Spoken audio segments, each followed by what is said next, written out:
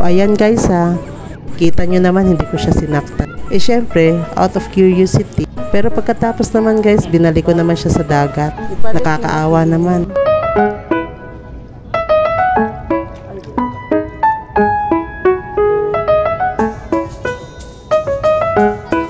Ingat na lang pag maliligo tayo ng dagat.